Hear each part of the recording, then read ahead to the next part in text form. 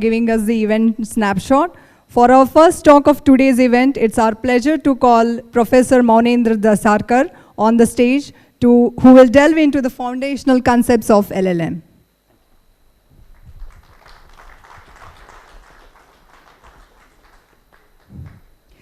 A few more details about our speaker. Professor Desarkar is HOD of the Department of AI and Associate Professor with Department of Computer Science Engineering at IIT Hyderabad. He has worked extensively in the area of NLP and published his research in various journals. He is also part of Natural Language and Information Processing Research Group at IIT Hyderabad. Over to you, Professor. Thank you. Thank you. Thank you all for coming here, and thanks to the organizer for putting up this amazing event. I'm very sure that at the end of the day, it will be a very enriching experience for all of us. So is the audio clear at the back?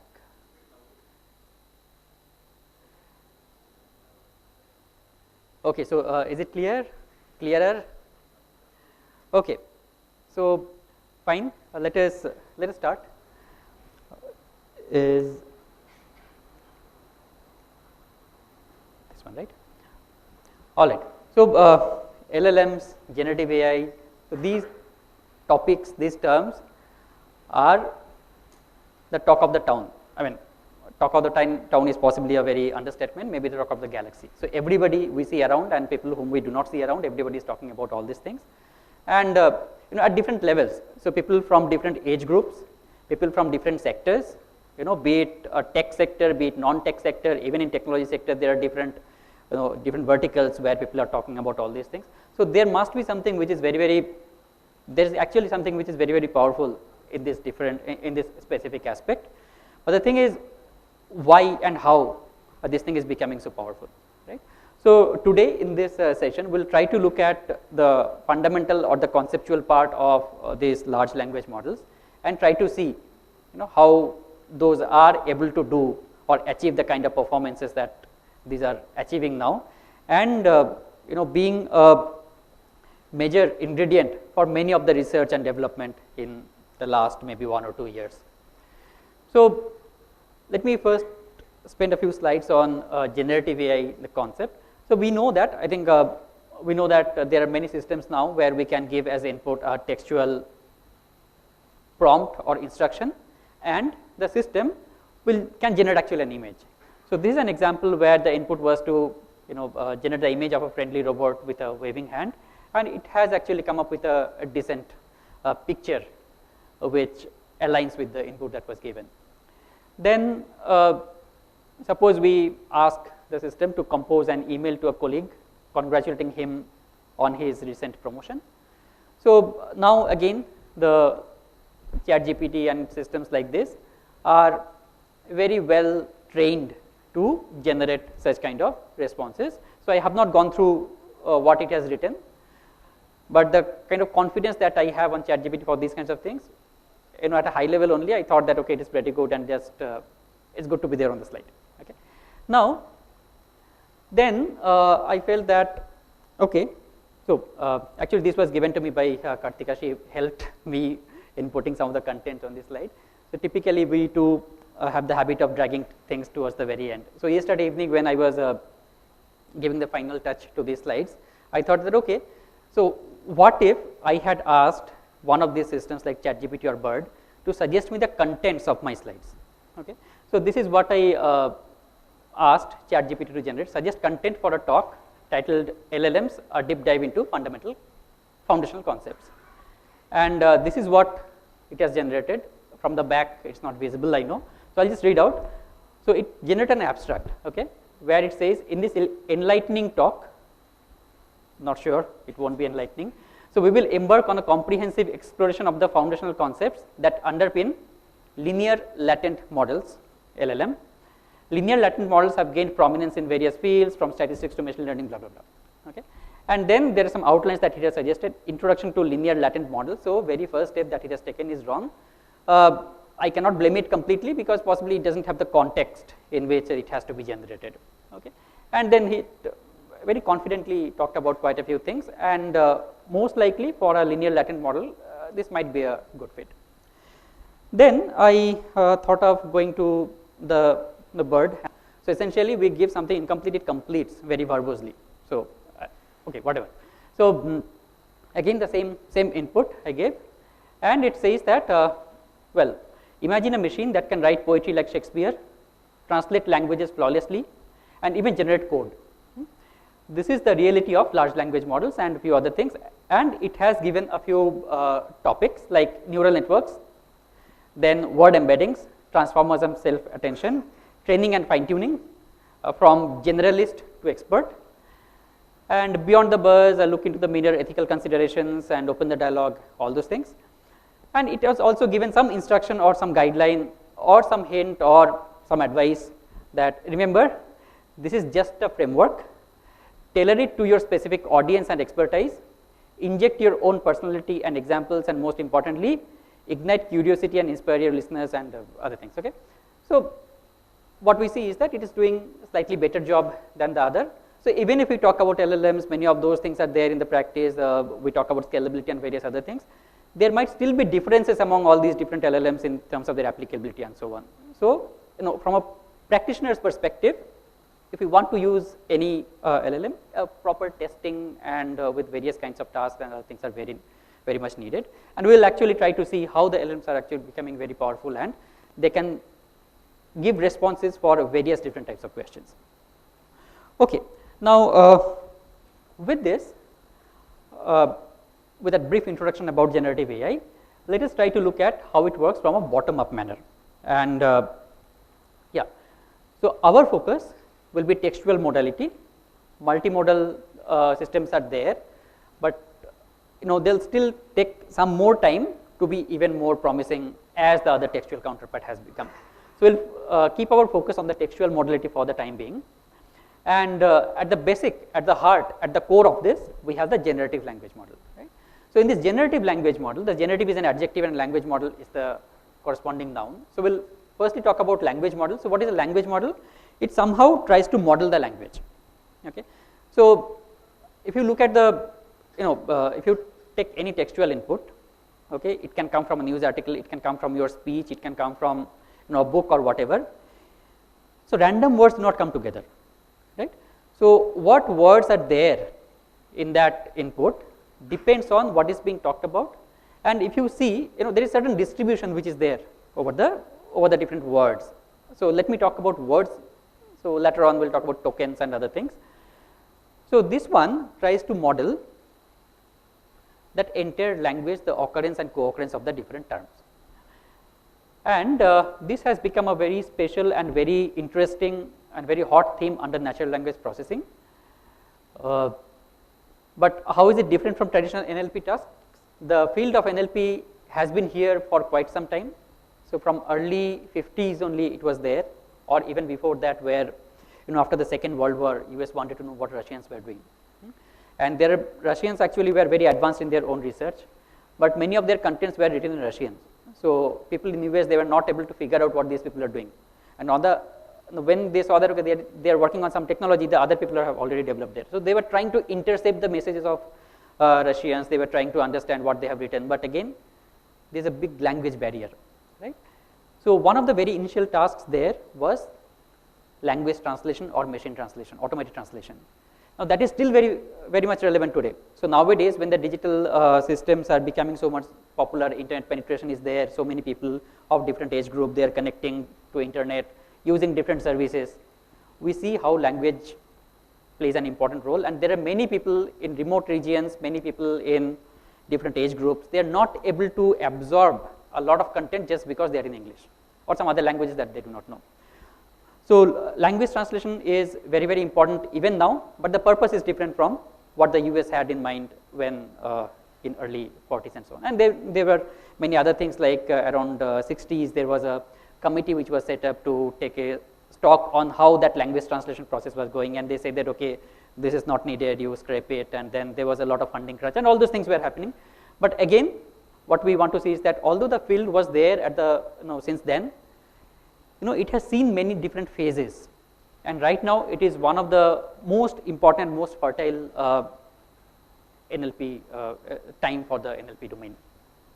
So why did it get so much popularity?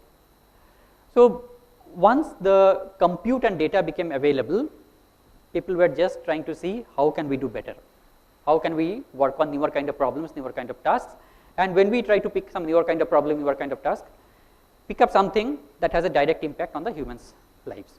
So this is one of the reasons why this research again scaled up. And then the major challenge was the complex output space. So next slide talks about the output space in little more detail. We'll wait till that time. And these outputs can be directly consumed by the end user. Now this is something which is very, very important. So computer vision kind of systems, you take a photo, you send to somebody, people are directly absorbing the content that has been generated, and they can make their own interpretation or whatever. And here also whatever output is being produced, the user can directly use it. So this is one reason why many people are actually coming to this field, because the direct impact is there. So now let us have a brief look at some of the NLP problems and their output spaces. Now whenever we talk about natural language processing problems, one of the very first problem that people talk about is the sentiment analysis. So I'm sure you all are very much aware of what sentiment analysis is. So suppose this sentence is there, like the packaging was torn and the item looked soiled. Right? So obviously it's talking about a negative sentiment. So if we, so suppose this input is there and we want to do a sentiment analysis on that. Can you predict what kind of output we are looking at? What is the output space for this problem? Sorry? It's a classification task, positive, negative, neutral. Can there be some other kind of output space which is associated with this task? For example, can it be a regression problem?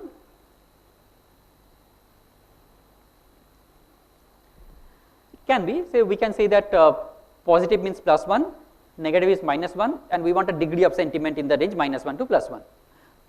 Also very, very valid. In fact, many people, when they use sentiment analysis and multi-aspect sentiment analysis at the intermediate layer of some final solution, many of the time they try to have the sentiment degree. So for some aspects there is a higher degree of negativity, for some aspects there is a higher degree of positivity, and an overall sentiment needs to be captured. So all these things become very helpful in that. So here the output class can be, the output space could be set of classes, or it can be the set of real numbers in the range -1 to +1, both inclusive. Then we can talk about name entity recognition, where we have some again textual input, and we want to identify the different kind of named entities which are there. So anyone knows or can give some examples of what kind of named entities people talk about generally in the field of NLP? Person name could be one entity. So suppose you have a news article which says, okay, some event which is happening at a certain place, maybe some inauguration which is being done by a certain person. Okay, name of the person, name of the place, the date, all these things become named entities, because in database concept, according to database concept, there are some entities, right? There are some objects, they refer to some, I would not say real world, because date will not be a real world, some very specific unambiguous entities. And if we are able to extract the named entities, we can actually have a very nice information organization and information management system. So if you think of the biological databases, if you look at the chemical databases, if you look at the technical papers, so all those can be very nicely indexed if we have proper named entity recognition thing as part of our pipeline. So here, what is the output space? The space of different named entities. Say for example, whether it's a person name, organization name, and these things. So these could be the different output spaces. Then if we talk about identifying documents matching a query, so Google search, Bing search, all these things. So there is a query that we give, and then we get a list of documents which are matching. Again, an NLP problem.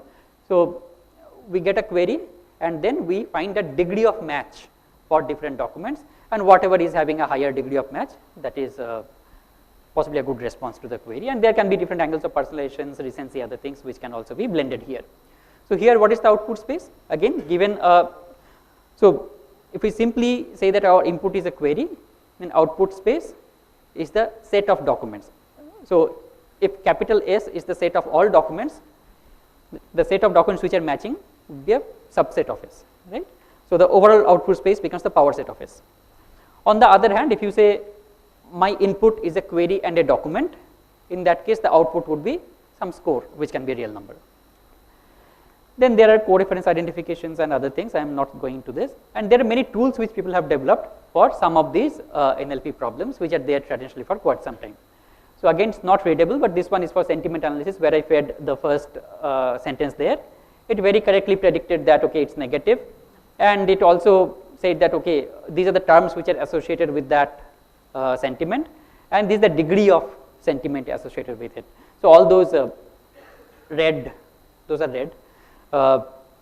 Things say that okay, it's negative, and so minus 0.97, minus 0.97, these are the scores. So there are many different tools like this which are also available. A few others I have listed. Okay, now what happens when we go to the newer kind of problems of generating language? So natural language generation is a part of the broader set of natural language processing. So all these are processing, generation is a very specific subset of that. And there, what is the output space? So given a prompt or given an input or given a question, we are trying to get an answer, a completion, right? Now it can be arbitrarily long. For a single question, there can be many different answers, typically speaking, right? So output here is, or the problem here is of the nature one to many. Input is one, output possibilities there are many. So that way, the output is actually infinite. You know, the output that space. So now can we say that okay, this is the input, and suppose we are able to enumerate all the responses which could be possible. Okay, that's an infinite set. Now can we say that if we consider each of them as a class, then here the output is classification what that infinite set? Doesn't make sense, because you know, it's just an infinite set, and we cannot have a classification with an infinite set. Then if you look at how the solutions, how the output is generated, they are typically generated token by token. Although when the systems show the response to us, we get everything together, but they actually produce the responses token by token. What is a token? So if you look at this one, this sentence generates the output token by token. Each individual word we can call it as a token, each individual word that we can extract. Now people are talking about subword tokens and other things, let's forget that. So generates is one token, the is another token, output is another token. Suppose the hyphens I consider to be a delimiter, then token is one token, by is another token, and next token is another token. Okay. So when we say token, so every occurrence of any word is a token. So if it occurs one time, it's one token for that word, and if the same word occurs multiple times, each separate occurrence is a token. So when the system generates the output, it generates the outputs token by token. First word, then second word, then third word, then fourth word. Some of them may be repeating and so on. So thing is, and each generation can be considered to be a classification. How can it be considered to be a classification? Say at each instant. So consider that email, you know, a congratulatory email to a colleague who has recently got a promotion. So while generating the email, firstly it generates some word, say dear. Okay. So how did it decide that I should write dear, not hi or something? So essentially it looked at the complete vocabulary. What are the possible words that I can generate? And it did some computation to identify what should be the probability of generation of each of these things. So the probability for dear possibly was the highest, and it greedily picked that thing up, and that was the first token. Then it comes to the next token. So here we have not specified the name of the employee, so it will possibly give a placeholder. So again in the vocabulary the placeholder is there as a separate token. So once it has generated dear, again it runs a classification task where it tries to identify what should be my next token to be output. The possible choices are all the words in the vocabulary. Then it assigns a probability value with each of these tokens and picks one, and that placeholder came. So in this manner, token by token, it generated the complete response. Okay. At the very end, it might have generated some stop token which indicates okay, no further generation are required.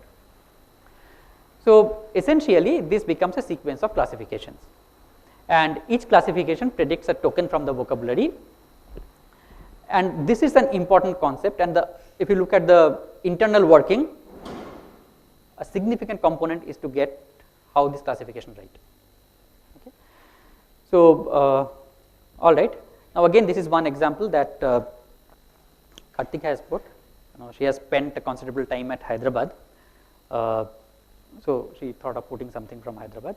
So the first word, suppose, has been given as Hyderabad. Then I am asking the system to complete this one. So again, there is a vocabulary. It tries to assign some probability to each word in the vocabulary.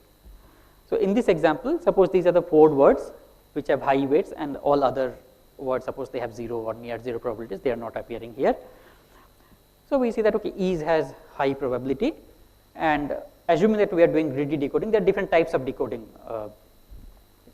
So ease is picked, and the next token is generated as ease. Then it again does the same thing, and now the probability over the vocabulary values are something like this, and famous has the highest probability. It gets picked up. The process repeats. We pick 4. Then it's what should come next? Awesome. So so this is what the system completes, and what we can see is kind of fluent, it's meaningful, and there is some truth also associated with it. Now when we talk about large language models, they are able to generate fluent output, they are able to generate in most of the cases meaningful output, and in quite a few number of cases they are able to generate truthful output also. So this is how the system works. Okay. Now this is one completion, but if you look at the kind of tasks that I asked the system to do, generate an email, is different from suggest content, might be different from giving a text and I can ask the ChatGPT or Bird or whatever, what is the sentiment associated with it. So if you look at the intent, that's actually varying, right? Writing an email requires a different skill, coming up with the concept, the list of topics requires another kinds of skill. Then just predicting whether something is worth purchasing or not, or something is positive or negative, it requires different kind of thing.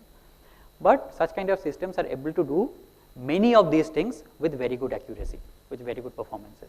Okay, so they are able to. Okay, typically in academic community, do not word the term solve because things are not solved. We are just approaching them, and we are every time we are approaching them, we are trying to better the system.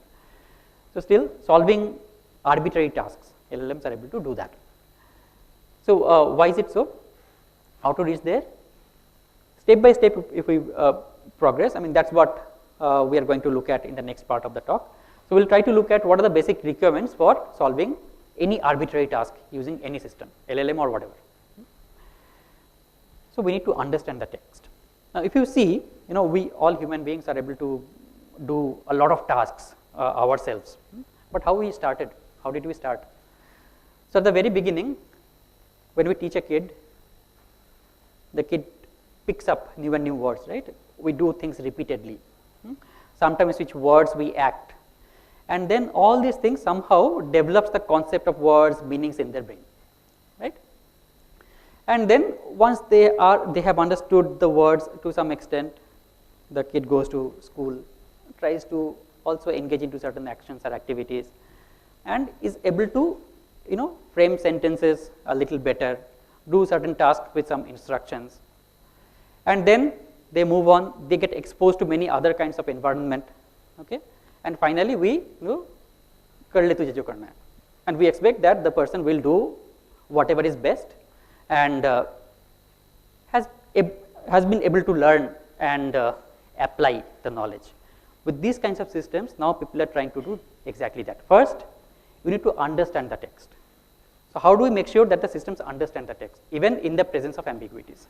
So as the very first basic step that started, text understanding was there in NLP. Without understanding, we cannot do any NLP tasks, but the tasks that were looked at earlier were shallow. But then with this understanding part strengthened, maybe from the around 2013 when Word2Vec was introduced, then 2017-18 where Transformers, BERT got introduced and so on. This understanding actually got strengthened quite significantly. We look at some of those things. And then understanding the text was not sufficient, then understanding arbitrary instructions and taking steps to solve them was the next necessary requirement. So that will be another component in the lecture later. And then it was like, following instructions, fine, you can give, okay, if there is a overpitch ball, how to hit it, you can give the instruction to Virat Kohli, Rohit Sharma and Mohammad Siraj. Each of them will try to follow instructions, but the output will be different, right? So how do we maintain the quality? So instructions are there, somebody is following it, but how do we ensure the quality? So the quality and the outcome is another important thing. So that also needs to be incorporated. So these three things together actually make the LLM successful. So we'll try to look at some of these things now. The first part will be understanding. Well, so understanding a text has been given as input. Suppose we have this one, money in the bank. So there should be a system, let us consider it to be a black box for the time being. It should have some understanding of what is money. And in this world of digital, in this digital world, everything is vector. Now, all words are vector. Why? Or everything is vector because computation becomes much simpler, and there are so many different libraries, and once things are there formalized in numbers, you can do a lot of other things. So if you look at all the e-commerce websites, you are a number, you are a vector, I am a vector, everybody else is a vector, even the bottle, the glass, the pen, everything is vector. So words also are not any different. So there, money, for the word money, the system will get a vector. In, it will get a vector. For bank, it will get a vector. Now, when it changes to the river bank, there also the will get a vector, river will be transformed into a vector, bank also will be transformed into a vector, but these two vectors for bank will be different. On the other hand, if you look at the third example, own blood bank, I'm not sure whether I picked this word, own blood bank, but yeah, here also bank will have a vector, but this vector has to be different. So what does it tell? That the meaning of words, if we try to understand, we need to give importance to the context. Right? The word bank has different meanings in these three different contexts. So the vectors that we get for the word should actually also differ from each other. So this means for each word we need to get a vector or embedding or word embedding, and that should be context dependent or contextualized. So we need to have a system that can identify a contextualized word embedding for each of the words that we have in the input. Now, based on our input, if we can get these contextualized representations or embeddings, the downstream task, so the immediate next step can actually work with that representation. So it will be able to capture the meaning of the sentence in that context. Now, once we understand the context well, then the system can actually produce the exact output, possibly in a better way. So this is, well, I'll give a very high level overview of this. So this is the RNN architecture, recurrent neural network architecture. So there, what is happening is, suppose we suppose we have the sentence, my favorite season is spring. So what it says is that every time you have a word, you look at a word, think of the system. So the system is reading the input token by token. Okay, it sees the word my, it forms a meaning of the sentence that it has seen so far. And after my, the next word is favorite. Again, whatever meaning it had in its mind after looking at the word mind, it modifies, and now it has a different state. So every time the state of the system, which is shown all by the red vectors, so it changes when it sees one word. So what you can do is, suppose you take one speech, okay, on YouTube, you reduce the playback speed to 0.5x. Hear the words. Every time you hear a word, you will get some representation of the whatever has been uttered in your mind. So yeah, All right, so this is how the system tries to get the meaning. At any instant, whatever meaning it has got in the vector representation depends on two things. Before hearing this input or before looking at this input, what was the representation, and after, and what is the current word. So these two things, which are this one and this one. This one is the previous state, this one is the current word. So these two things together will form what is my understanding. So if it is an arbitrarily long sequence, in this manner it will go, and at the end it will have the understanding of overall what has been told. Then people said, okay, this actually was shown to work really well in understanding the meaning of all these things. Now if you look at the word bank in the previous examples, so in all cases before bank the words differed, right. Now the presence of all different words will actually impact what is the meaning in, what is the representation in our mind whenever we hear the word bank, right. If the context is changing, if the context is changing, this representation will change, and as a result the final representation also will change. So we will have a different representation of the meaning. Then people said, okay, this is very good, but suppose we are processing longer text, then all the sequential connections which we have, right. So one word to next word to next word, like that it has to process. This makes the training very slow. But nowadays we are talking about, with the NLP domain becoming more and more successful, more and more promising, a lot of different activities people are trying to do, a lot of different domains people are trying to look at. So it's beyond one small paragraph, it's beyond one small review. Now people are trying to look at legal documents. Okay. For any simple case, when people file charge sheet, it will have 4,000, 5,000 pages. I don't know who writes, I don't know who reads, but that will be the typical volume. Even in that, if you look at one sentence, by the time you reach the end of the sentence, you forget what was there at the beginning, right. So if this is the scale at which the systems need to operate, it cannot be this slow. It cannot wait for all the sequential connections to finish before I interpret the meaning of the current word. So people say that, okay, is there a way in which I can connect, I can disconnect, I can clip all the sequential connections. Then the next major advancement came, that was in 2017 or 2018, where people realized we need to remove the sequential connections and we need to capture the dependence through some means. So earlier also we were looking at dependence between the different words by using the sequential connections. So once we are cutting all the sequential connections, things become disjoint, right. So how will words influence each other? So there the idea that came is that we will look at one word, we will look at all surrounding words, and somehow we will try to find how well this word connects with the other words. So what is the similarity or affinity of the current word with all the other words which are there in the surrounding places or in the entire document. So if you look at this one, set the temperature to high. If you remember the contextual embedding there, the goal was that for each word we will have one vector.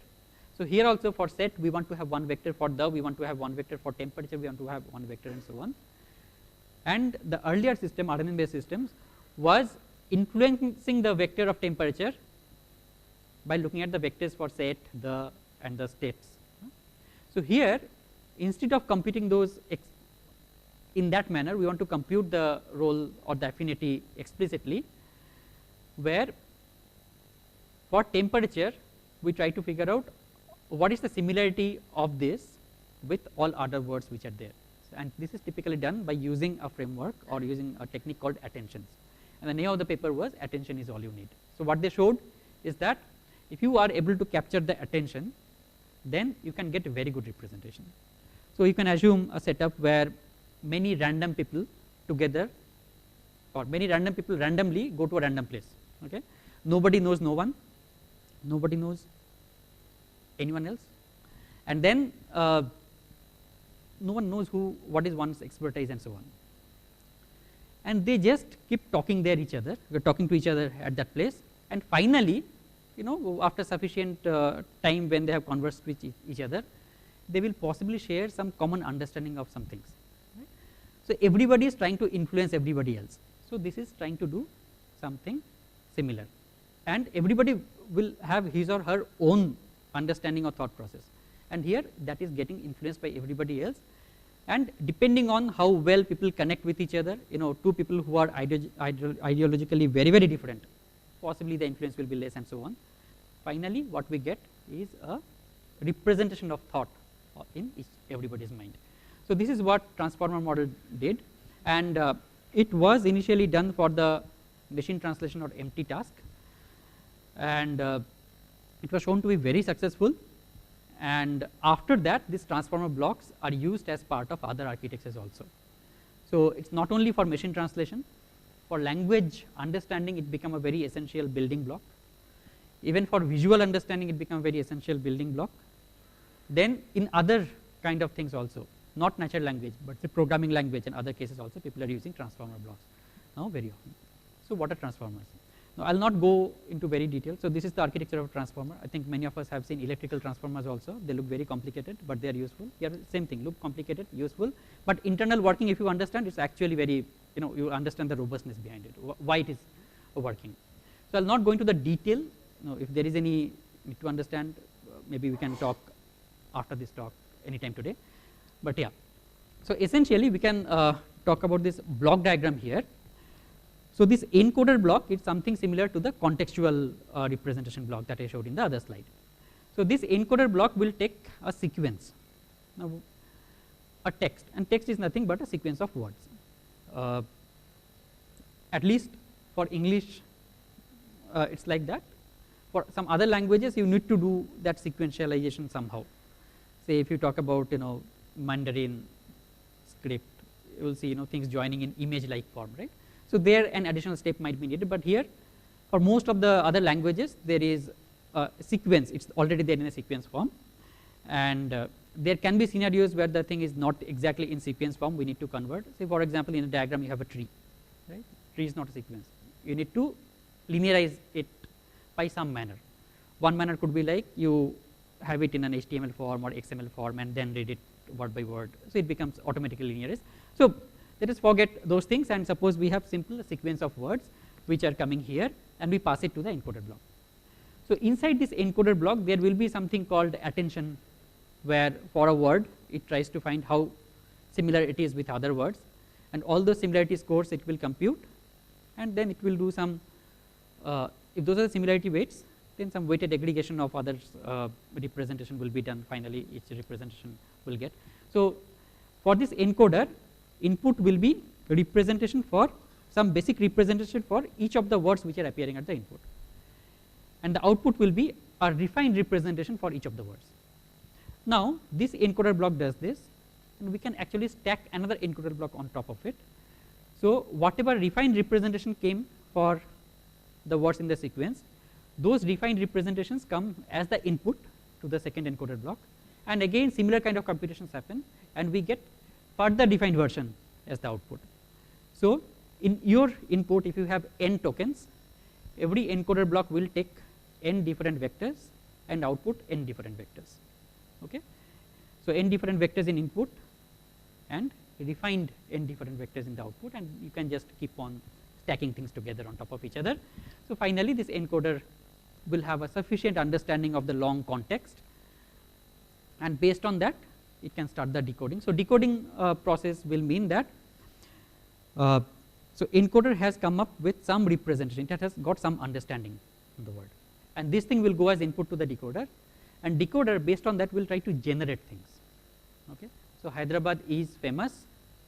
If this is coming as input, it may try to generate what is the next word. So decoder will typically try to generate.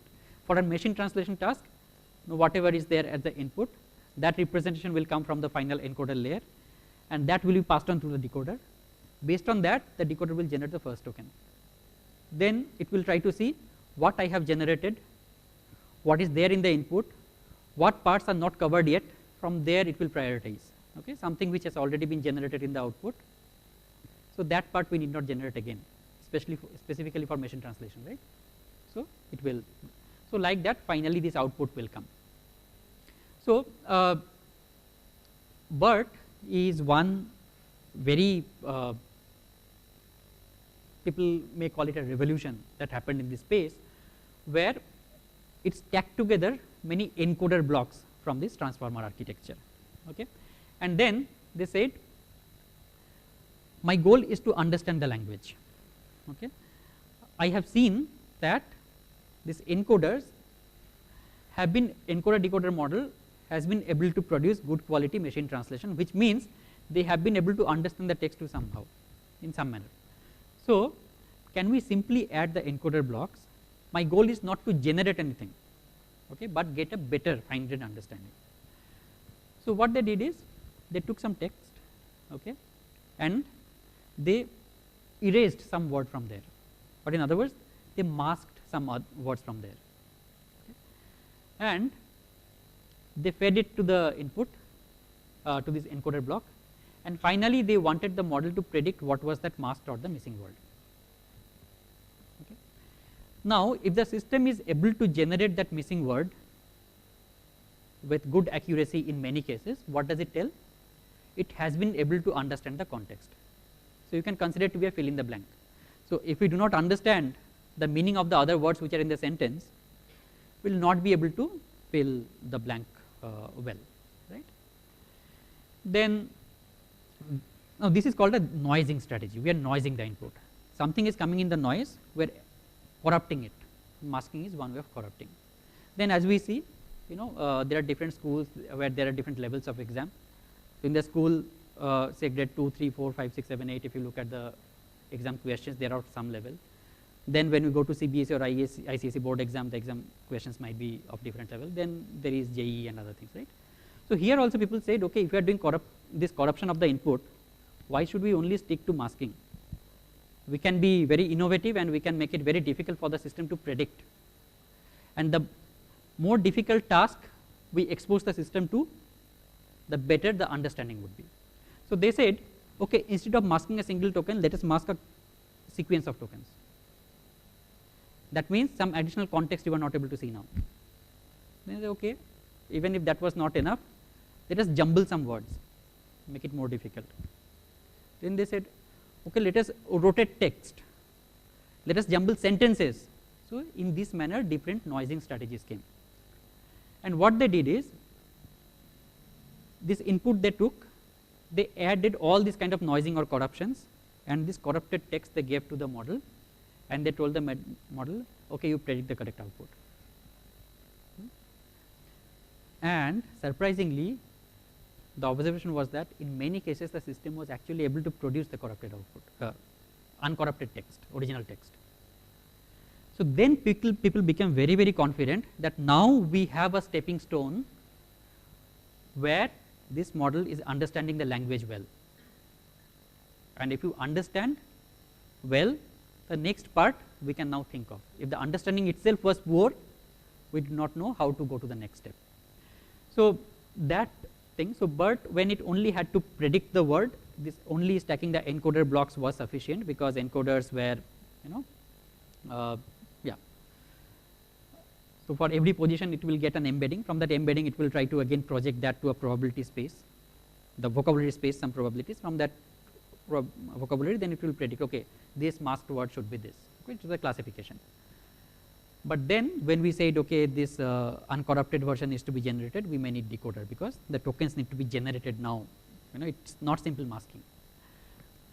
So then they, for training BERT, different kinds of other objectives they also used. One is that, okay, so I give you two sentences, so I have a huge collection of documents, from there I give two sentences. The system has to say whether they are next sentences or not, they are consecutive sentences or not. So, and what they may do is, they can take actual two consecutive sentences and they expect the system to say yes. And what they can do, they take one sentence from one document, another sentence from another document, or from the same documents but further away, they expect the output to be no, and they train a system to understand that. So essentially, so this this purple block here that you see on the right side, it is the BERT. So it is taking as input the corrupted text. Here we see a pair of text, sentence A and sentence B. Both of them are corrupted and they are joined using an ACP, a separated token. So finally, output of BERT will be a representation for each of these tokens. From these representations, they have one more layer which finally gives that yes no judgment whether the sentences A and B were next to each other in the original document or not. So this was the training strategy for BERT, and then they released the pre-trained model. Now that became one more revolution. So to get this understanding, so if you see, we are talking about a kid picking up language, right? How many years, how many different persons the kid listens to. So if all those things we want to embed inside a model, we need to have large amount of data, right? So yeah, so that part, once somebody does, we do not expect every small organization, every small NGO or educational institute to replicate that and then use it for their own service, right? So what they did is they released that pre-trained BERT model. That means this model with all the parameters, and that was an enabler. So then people started using it for their own applications, and so, and with more and more people using this for their own applications, more and more applications, more and more target customer base, different segments of the user, and everybody seeing a considerable boost in the performance, was the next step. Okay, we can go ahead and do something which is even more difficult or make use of this in a better manner. Okay, so then in BERT what they typically did is, this is the pre-trained model, okay, next sentence prediction and mask LM, and then for specific tasks they fine-tuned this model. Say for question answering, so I will give as input the question and the passage, I expect the model to produce the output. So if this is the task, I take the pre-trained model, I fine-tune it for this task, there is a data set which is specific for this task, it will produce good output. Then they said NER, name entity recognition. So DevDay is being organized in Pune on Saturday. So they give this entire sentence as input, and they expect that okay, for DevDay it's an event, for Pune it's a place. So this is a classification. Again they have a data set, they did this. So people took this pre-trained model, they trained it for their own, fine-tuned it for their own task specific data set, and they got very good result. Now, so these are some examples that I've just listened. Identifying hostile posts. So nowadays if you look at social media, we see a lot of hatred, right? So given a post, can we identify whether it is a hate speech or not? So what we can do is we can take the post or the entire conversation, feed it to BERT, get its representation, and then we add a classifier to predict whether it's hate or not, right? So this is one, and that classifier can be anything. Then we can do it for document clustering. We have many documents. For each document we take the text, we feed it to BERT, we get the representation, that's the vector for the text. We get many such vectors, we do our favorite clustering on that. Similarly, if you want to generate headline, we will need decoder here because we are generating tokens. So you get the news article, get its single representation as a vector, you feed it to a decoder model, and decoder starts generating the tokens. So then finding similar prior legal case, take the query case, take one candidate case. For both these you get the BERT representations, you do a similarity matching, some similarity function, you can do some thresholding, or you can simply give a final yes no judgment directly instead of classification, regression, you can go with classification. So everywhere what we see, BERT representation we can get, and then we can fine tune with the task specific data. And it did very well. Now people started asking, why do I need to have separate data for separate tasks? Why do I need to fine tune separately for separate tasks? I mean, any end user or an application developer, why should that person should do all these things separately? Is there a way in which, just as we have the pre-trained model which is based on the inputs, can we have something where the systems are trained with many different tasks and that version is released? Then one more step is reduced from the end user's perspective, right? So that's where people started to look at thinking. So then they said many of these things, many of these problems that we talked about can actually be posed as one simple common framework which is sequence to sequence. So our whatever we want to do, that remains as a black box for the time being. We give the input whatever we want to do, and the output is, so in case of headline generation, input will be the entire article, output will be headline. Now if it is hate speech, we can give as input the complete text and a question, is this hate and we expect the system to say that this is a hit, this is not hit or something. So that problem we are again converting it to a sequence to sequence, right? Or say say similar prior legal cases. Suppose we give one query case and few other cases together as input. So query case 1, candidate case 1, candidate case 2, candidate case 3, and then we ask the system, is any of them a good match for the query case? And we can expect the system to produce something like case 3 is a good match for this, and case 2 is a reasonable match.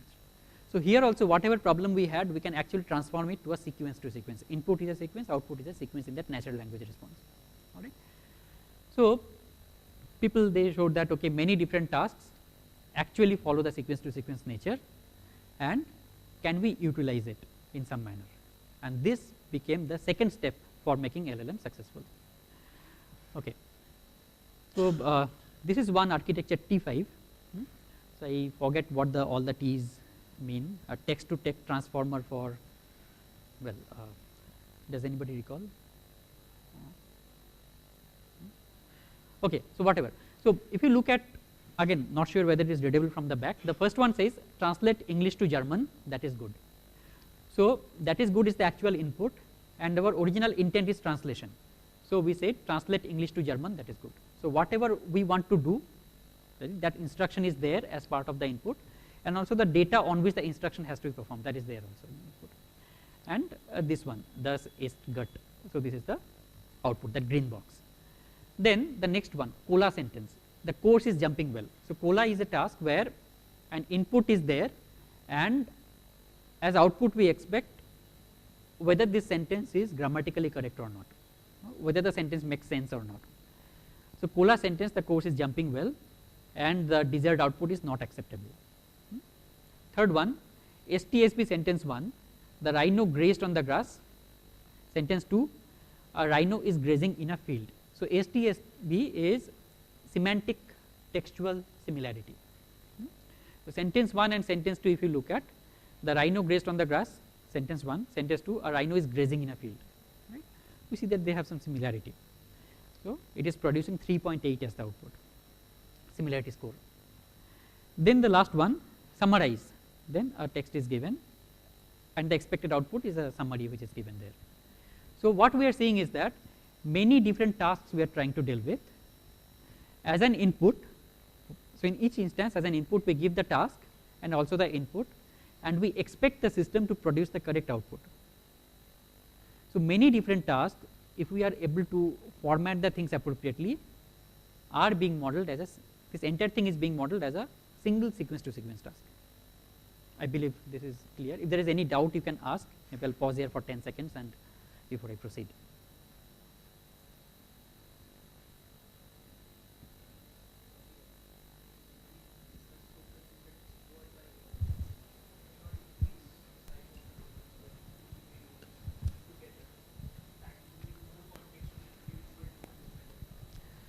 People are actually doing it in a reverse way.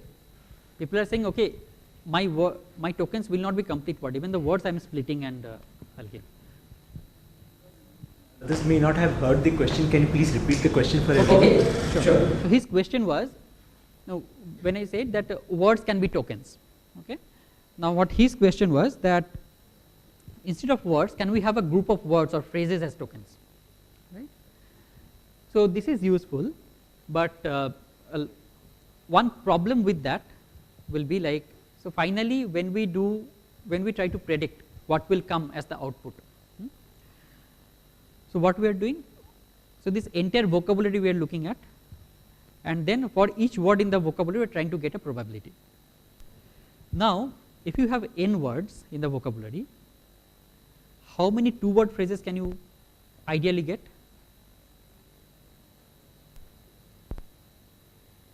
N square, right?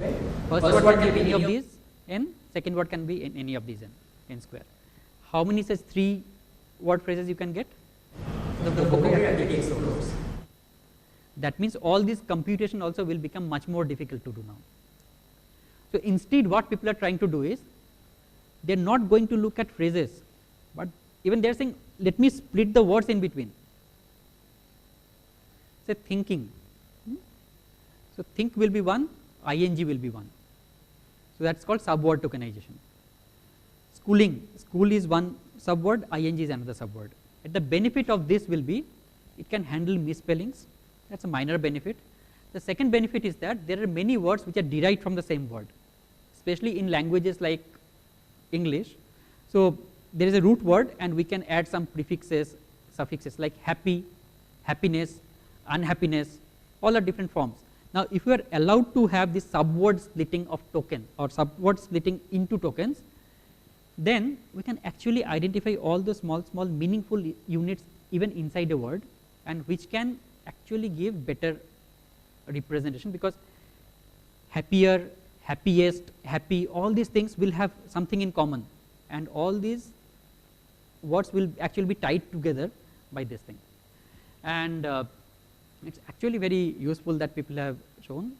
It helps to maintain the vocabulary side, and at the same time the final representation of the word will be a composition of the individual subword representations. So it also retains the meaning. So that's one thing. All right. So let me move on from here. So this sequence to sequence model, is a sequence to sequence model. Then the GPT, which is, so as BERT uses the encoder blocks stacked on top of each other, GPT uses the decoder blocks stacked on top of each other, and they are typically trained with the autoregressive objective. So that is, you give one part, it will try to complete it. Every token by token, it will try to complete or extend that part. So for classification task, what they try to do is, they have a start token, then they have the text, that purple box, I am talking about the first row there, and then they say have this extract token, which is a special token, which means that, okay, this has ended and you have to do something else there. So this entire thing is now input, and they get a transformer. This transformer outputs a linear thing. That's a classification. For entailment, where two pieces of text, say two sentences are there, and the goal is to find out whether these two pieces are contradictory. They are entailing. Say I can say that it is foggy outside, and the second sentence is the visibility is low. One thing is entailing the other one. However, if we say that, okay, it is foggy outside and there is a frog dancing in the room, no relation. So that can be the other class also. So entailment, again, premise and hypothesis, you combine them together, and the transformer is giving you something. Finally, you transform it to your own output. And similarity, multiple choice. So what they did is something very similar to this one. You have many different tasks. So here they have combined things into, the task is there as a text, right? And here what they are saying is that I am not giving it as a text like that, but some special tokens and other things I am putting it. And that means once we have the data for all these, everything we can club together and train the system once for all the tasks together. So then this is called instruction fine tuning. So which means that instead of, see, all these rounded rectangles that you see, white colored rounded rectangles, each of these is a data set. And all these yellow or sky blue rounded rectangles, those are, you see, are different tasks. So we have natural language inferencing, like contradiction, entailment, no relation kind of task, common sense reasoning, then sentiment analysis, paraphrasing, closed book question answering, then struct to text, translation, summarization, co-reference resolution. So for different tasks, for each task there are so many different data sets. Okay. And they said, I'll train my system once for all these tasks, all these data sets, by appropriately creating the inputs and the outputs. How to create appropriate input and output? This is one example, this is another example. Okay. Yeah. So the blue ones are actually natural language understanding kind of tasks, and the sky blue ones are generation kind of tasks. So again, different types of tasks, different domains of tasks, different data sets they have tried to capture. Okay. So so this is called fine tuning. I have one pre-trained model, I have given some examples and then I am trying to update the parameters of the system. Now this is one example. So this is a premise and hypothesis. It's for again natural language inferencing. So Russian cosmonaut Valery Polyakov set the record for the longest continuous amount of time spent in space, a staggering 438 days between 1994 and 1995. So that's the first sentence, which is the premise. The second one we call hypothesis. Russians hold the record for the longest stay in space. So I think it's clear that option is yes. They are entailing. The second one is entailing the first one. Now this one, if you want to feed it in that sequence to sequence, convert it into sequence to sequence form for training the system, what we'll do is, from this input which we see in the left, we can create a prompt, and there are different prompt templates. If you look at the template 1, it says firstly the premise you write, and then you say based on the paragraph above, can we conclude that this hypothesis, and then you give the options. This is one way of converting it into a natural language instruction or prompt. Now look at template 2. Again premise we give first, and then we say can we infer the following.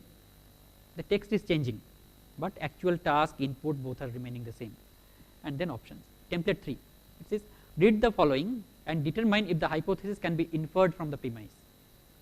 Then premise, hypothesis, those are there. Same task, in a different way we are giving the instruction, and then we can have more templates.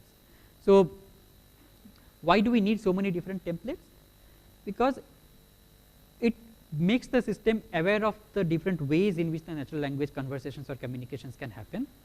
Otherwise what may happen is that it may try to memorize things if very similar kind of prompts are given. So again one more level, different types of tasks. For the same task, different types of data set.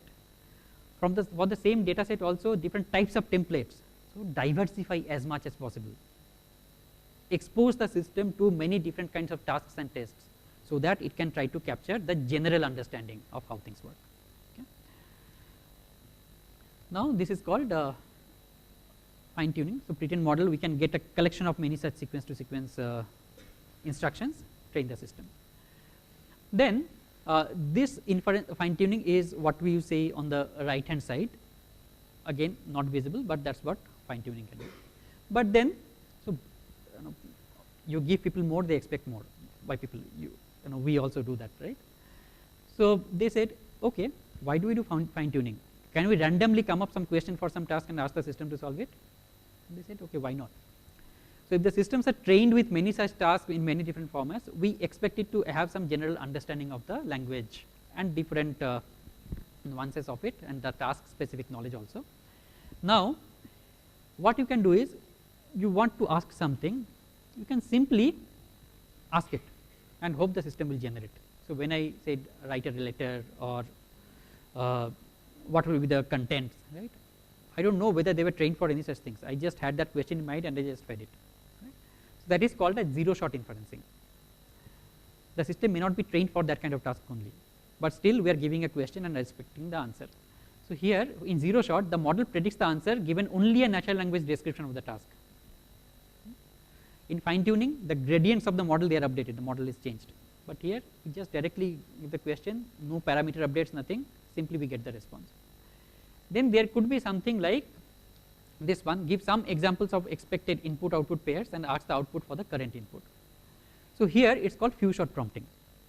Again, it's not fine tuning, we are not updating the model parameters. On the fly, in the inferencing time, we say translate. So here the it's given for translation. It says translate English to French. Example 1, this is the English, this is the French. Example 2, this is the English, this is the French. Then can you now translate this one, this English sentence? So we are giving some examples as part of the prompt and asking the model to predict for the new one. It's called few shot prompting, and it has also worked reasonably well, not for all the tasks similarly, but yeah. Then people said, okay, we are giving some task, we are giving some input, is producing the output, but is it really thinking and producing that input, producing that output? So what is the can we ask the system to produce how it came to that answer. So for that also people tried a few things. Now here on I'm going a little bit high level because yeah, time is almost over, and yeah. So it says that some mathematical question is there. Rogers has 5 tennis balls, etc., etc., and the answer is given. This is example of few shot prompting. One example is given, second question is given, the system has to answer. One shot prompting, it gives incorrect answer. And here 0 shot will mean I just give the question and ask the system as answer. No example given as part of the prompt, 0 shot. Then they said few shot COT. COT means chain of thought. So you give question and the answer you explain how you were deriving the answer. Okay. This right hand side top block, this A, Roger started with 5 balls, 2 cans of 3 tennis balls each is 6 tennis balls, 5 plus 6 is 11, so the answer is 11. You give the reasoning, how you came up with the answer. And with this, again you give the second question, they saw that the answer is coming correct. But again, this is one example where it got correct. There will be many examples where it didn't get correct. Even those things will be there, but these are again some incremental steps in making the systems more useful. And then, so this was the few shot chain of thought, because chain of thought means that reasoning you are giving as part of the prompting. Second one says 0 shot COT, where it doesn't give anything, any step by step breakup. It says let's think step by step. And what people saw, even with entering this input, let's think step by step, it is trying to generate the explanation. So again, a lot of work needs to be done in this space. People have seen system tries to explain, but in many cases the explanations are wrong. So especially for mathematical cases. So symbolism, neurosymbolic reasoning is one area where these models have to have a long way to go. Okay, so here are some other problems if it is needed. Finally, this again I'll add the references somewhere here. These are again from established output. So here the shaded portions are the reasonings, and with this reasoning the systems are trained. Then the last part that I want to touch upon is reinforcement learning with human feedback. See, what we saw is that understanding of the language is important. Secondly, ability to solve multiple tasks is important. And thirdly, we need to know how good we are performing on each task, and that knowledge should come back and make the system better, right? So this ties with the third part, where reinforcement learning with human feedback. Reinforcement learning, one typical example that people give is the example of cycling, right? So when we learn how to cycle, then there are so many things which are there. We need to maintain balance, direction. A small pressure difference here and there can make tumble, and then people. So when we are pressing the pedal, we do not know whether, so at the time of learning the cycle, whether we're going to fall or not. But finally, we do something, we see what is happening, and based on that we want to correct ourselves. So it's called reinforcement learning. During the time only we are taking some action, getting the feedback from the environment and adapting our action accordingly. So act now, reward later. So what we say is that the systems need to know when it is working good and when it is working bad. So that means for each action there should be a reward. So if P is the prompt that has been given and S is the response that has been generated, so for this pair SP we need to have a reward, and this reward is a real number. Okay. So real value reward R SP, and we want to maximize the expected reward. For a large number of examples we want to see, for good prompt or for a given prompt we need to get good quality response for which the reward is high. So essentially they said, can we have a model, okay, which looks at the prompt and the sequence that has been generated and assign a reward. Okay. So that is RSP. But how do we train a model? So if we consider this to be a model, for reward prediction, we want to attach it to our system, that sequence to sequence generator. So it not only generates, it also gets to know what is the reward, what is the quality, right? But then how do we train a system which can predict the reward? One simple thing could be like, you ask humans, okay, this is the prompt, this is the completion, what is the score, right? Now, if we have this input, as an input we have prompt and sequence, output is the score. I am sure we will be able to generate will be able to model it, we will be able to create a model for this. But what is the problem here? Do we see any problem with this? So how many humans? We saw that so many tasks were there, right? And for if the models become complex, if our expectation from the model is something very high, then we need a huge amount of data to be labeled by humans, and that's absolutely not possible. Secondly, when it comes to this reward, even the same human, and these are real value reward. So suppose you watched a movie yesterday, and then you have to say how good the movie is. Immediately after watching the movie, if you give a rating, 3 days after if you give a rating, 5 days, that score itself may change. Many a times when we try to decide, okay, how much rating we should give to this product that we have purchased from an e-commerce site, we get confused. Now, if the same, even for the same person, the ratings can vary.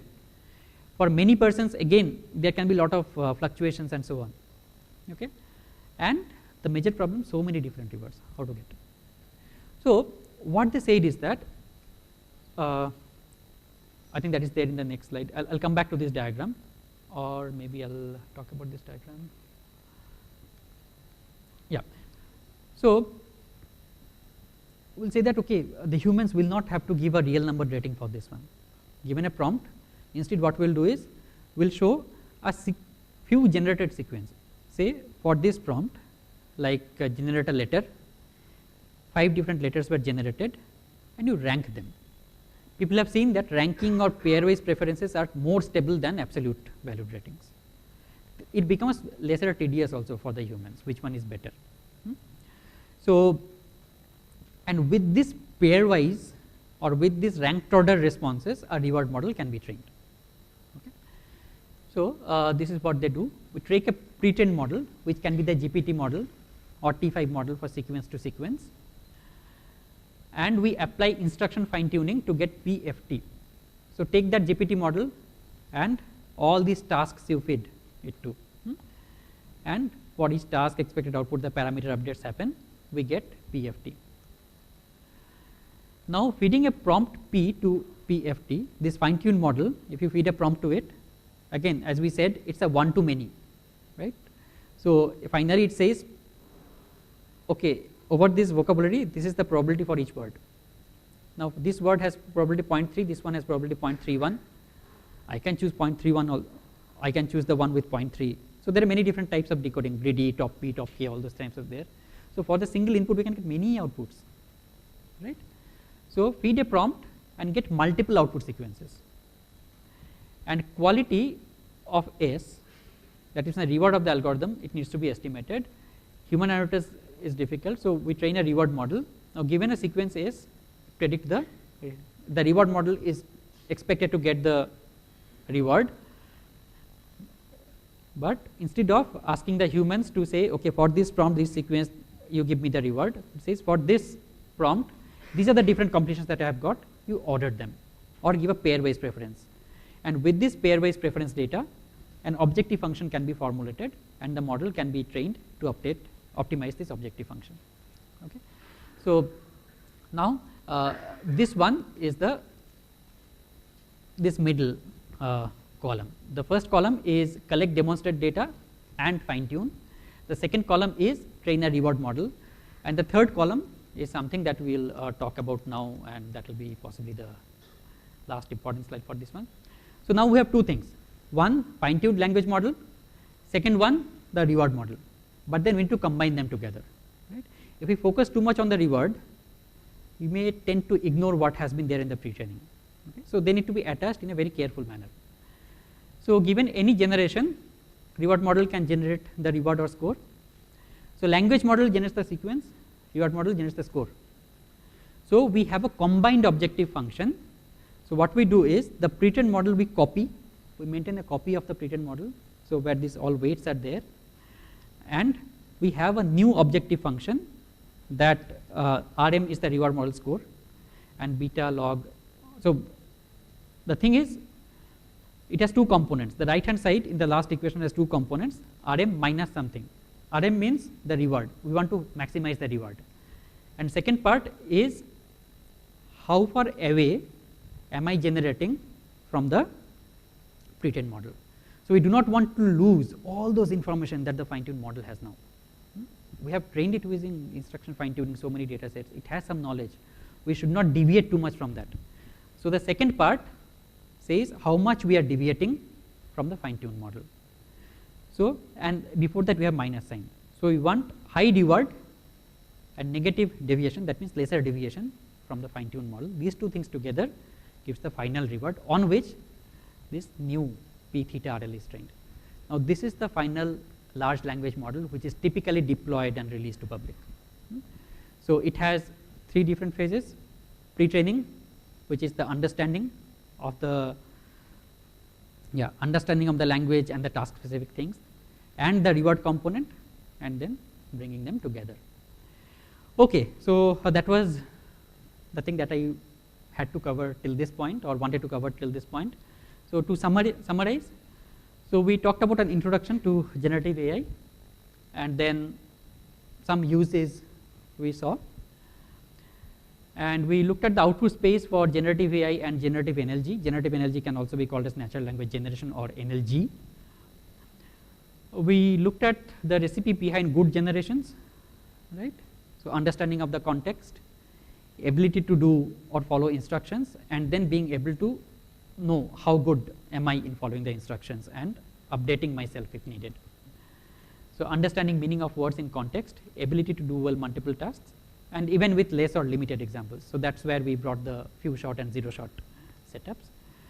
We looked at supervised fine tuning and instruction fine tuning. Supervised fine tuning will be what we did for the BERT, fine tune separately for question answering, fine tune separately for named entity recognition.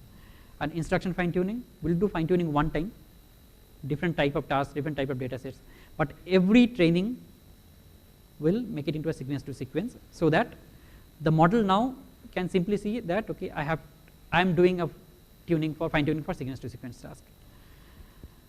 Then we look at some examples of prompting, zero shot, few shot, and chain of thought, and reinforcement learning with human feedback. Then time to wind up. So before the thank you slide, again I thought of asking ChatGPT, can you suggest me, generate a small quote for the thank you slide at the end of a technical talk. It says, gratitude is the memory of the heart. Thank you for igniting our minds with knowledge and fueling our curiosity with your insightful technical talk, which is, I don't approve at all. And the next, I became a little more specific, like generate a small quote that the speaker can put in the thank you slide at the end of a technical talk. It said, in the symphony of technology, again it started poetry, your insights have composed a melody of understanding. It's coming from a different angle. Thank you for orchestrating brilliance in this technical journey together. So I thought that no, it's not something that I want, and have a single thank you slide. So what we saw is that it can do a lot, but again it's not useful in many different scenarios, so we need to do a lot more. The space is very fertile, and I think together we can do a lot of things. So many of these things that we said, or many of these applications that we do, are actually, we have a lab called Natural Language and Information Processing Lab. That QR code leads you to the website to this lab. So yeah, we do many of these things together, and yeah, you are free to visit that one. Thank you. I hope on time. Thank you, Professor Desarkar, for the insight.